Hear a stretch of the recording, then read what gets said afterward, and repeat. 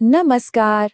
आज के इस विशेष विश्लेषण में हम बात करेंगे हाल ही में हुए 5 राज्यों के एग्जिट पोल्स की। एकदम गहरी और निष्पक्ष चर्चा। हम सिर्फ कच्चे आंकड़ों और नंबरों तक नहीं रुकेंगे, बल्कि उन नंबरों के पीछे छिपी असली कहानी और ग्राउंड जीरो के ट्रेंड्स को समझेंगे। तो बिना किसी देरी के चलिए सीधे मुद्दे पर आते हैं। अब एक बहुत ही दिलचस्प सवाल उठता है। भारत में शाम 5 बजे वोटिंग खत्म होती है और ठीक 5:30 बजे स्क्रीन्स पर एग्जिट पोल्स के नतीजे फ्लैश होने लगते हैं।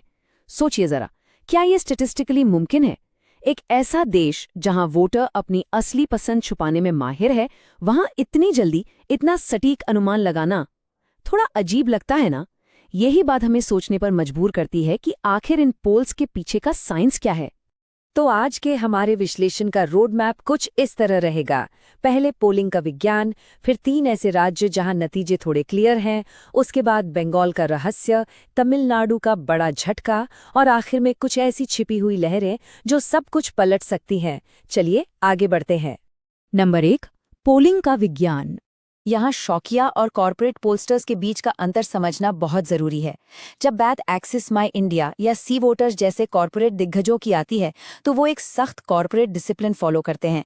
वो बड़े पैमाने पर सैंपल सर्वे करते हैं और सिर्फ हवाई दावों पर नहीं, बल्कि वैज्ञानिक डेटा पर निर्भर रहते हैं। यही वजह है कि उनके आंकड़े रियलिटी के थोड़ा ज्यादा करीब होते हैं। नंबर 2, असम, केरला और पुडुचेरी। यहाँ चीजें काफी हद तक प्रिडिक्टेबल लग रही हैं। अगर इन प्रोजेक्टेड नतीजों को जल्दी से देखें तो असम में बीजेपी गठबंधन 100 से ज्यादा सीटों के साथ वापस आती दिख रही है।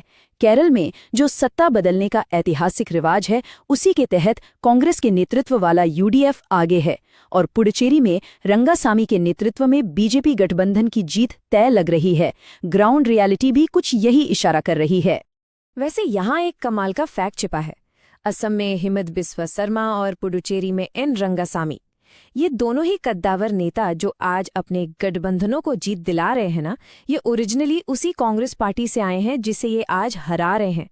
राजनीति की ये विडंबना वाकई हैरान करने वाली है। नंबर 3, पश्चिम बंगाल का रहस्य, टीएमसी बनाम बीजेपी। अब यहां से कहानी में थोड़ा सस्पेंस शुरू होता है। 10%। ये नंबर बहुत ही क्रूशल है। 2021 के चुनावों में टीएमसी और बीजेपी के वोट शेयर में पूरे 10% का गैप था। मैथमेटिकली सोचें तो किसी भी विपक्षी दल के लिए एक ही चुनाव में इस 10% की खाई को पाटकर पूर्ण बहुमत लाना लगभग नामुमकिन सा टास्क होता है। दरअसल वेस्ट बंगाल का ये चुनाव सीधे सीधे 2 भावनाओं के बीच लड़ा जा रहा है, भरोसा और भय। एक तरफ ममता बनर्जी की वेलफेयर स्कीम्स पर महिलाओं का अटूट भरोसा है, तो दूसरी तरफ लोकल कैडर की हिंसा, क्लब कल्चर और भ्रष्टाचार से पैदा हुआ गहरा डर है। पोलस्टर्स कुछ ऐसी ही चीजों पर लगातार नजर रखे हुए हैं जो एंटी इनकम्बेंसी यानी सत्ता विरोधी लहर को हवा दे सकती हैं, जैसे लोकल लेवल पर कार्यकर्ताओं की भाईगिरी, हाल ही में हुई वो दिल दहलाने वाली अस्पताल त्रासदी जिसने निर्भया केस जैसा गुस्सा पैदा किया, और साथ ही कोलकाता जैसे शहरों का आर्थिक पतन। ये वो फैक्टर्स हैं जो वोटर्स को रूलिंग पार्टी से दूर ले जा सकते हैं। तो सबसे बड़ा डिटर्मिनिंग फैक्टर क्या है? 2 से 2.5% का ये आंकड़ा। दोनों चरणों में महिलाओं ने पुरुषों के मुकाबले 2 से 2.5% ज्यादा वोट डाले हैं, और यही बढ़ा हुआ वोटिंग परसेंटेज तय करेगा कि बंगाल में अगली सरकार किसकी होगी। महिलाएं ही यहाँ अल्टीमेट डिसाइडर हैं। लेकिन एक और एंगल है। महिलाओं के लिए जो 1500 रुपये महीने की कैश स्कीम है, क्या वो इस गुस्से पर भारी पड़ेगी? हमने हाल ही में महाराष्ट्र जैसे राज्यों में देखा है कि कैसे ऐसी नकद सहायता स्कीम्स गेम चेंजर साबित होती हैं।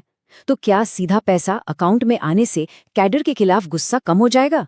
ये देखना काफी दिलचस्प होगा। नंबर 4, तमिलनाडु का झटका, अभिनेता विजय का उदय और एक नया पॉलिटिकल डिसरप्शन। ज्यादातर स्टैंडर्ड पोल्स ने विजय की पार्टी टीवीके को 20% से कम वोट शेयर दिया है, जो एक नई पार्टी के लिए एकदम नॉर्मल है। पर यहाँ एक्सिस माई इंडिया का अनुमान बिल्कुल अलग है। वो टीवीके को सीधे 35% वोट शेयर दे रहे हैं। ये एक बहुत बड़ा आउटलायर है और बिल्कुल धमाकेदार दावा है। और इस आउटलायर डेटा का असर समझिए।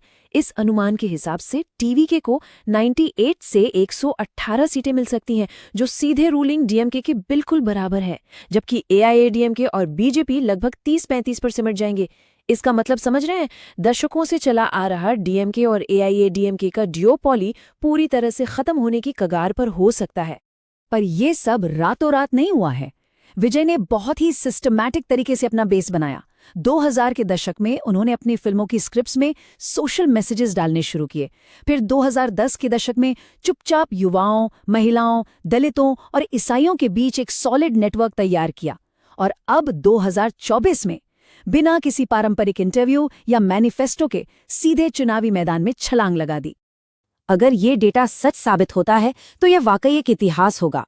इसकी तुलना सिर्फ 1980 के दशक में एन.टी. रामाराव की उस आंध्री से की जा सकती है, जब उन्होंने आंध्र प्रदेश में अपनी पहली ही कोशिश में पूरे राज्य में क्लीन स्वीप कर लिया था।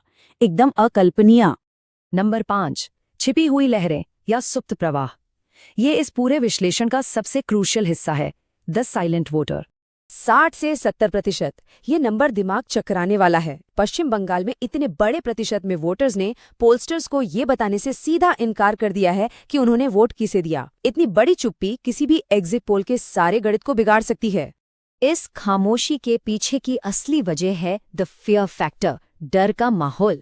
जब वोटर अपनी पसंद बताने से डरता है तो पोलिंग लगभग असंभव हो जाती है। यही कारण है कि एक्सिस माई इंडिया जैसी बड़ी संस्था को भी पश्चिम बंगाल के लिए अपने फाइनल नंबर्स रोकने पड़े। तो इस पूरे इलेक्शन की चाबियां कहाँ छुपी हैं? बस 2 ही बातें हैं। क्या पोलस्टर्स बंगाल में इस शांत लहर, इस खामोश बदलाव को सही से पकड़ पाए हैं? और दूसरा, क्या तमिलनाडु में टीवीके के लिए युवाओं और महिलाओं का जो सैलाब दिख रहा है वो असल में सच है? जिसने भी इन सुप्त प्रवाहों को डीकोड कर लिया, उसी का प्रिडिक्शन एकदम सटीक बैठेगा। तो आखिर में एक बहुत ही ज्वलंत सवाल छूट जाता है, क्या डेटा एनालिस्ट सच में इन छिपी हुई लहरों को डिकोड कर चुके हैं, या फिर आने वाला सोमवार भारतीय राजनीति में पिछले कई दशकों का सबसे बड़ा और चौंकाने वाला झटका देने वाला है? इसका जवाब तो अब काउंटिंग डे पर ही मिलेगा। इस विस्तृत विश्लेषण में साथ बने रहने के लिए बहुत बहुत शुक्रिया।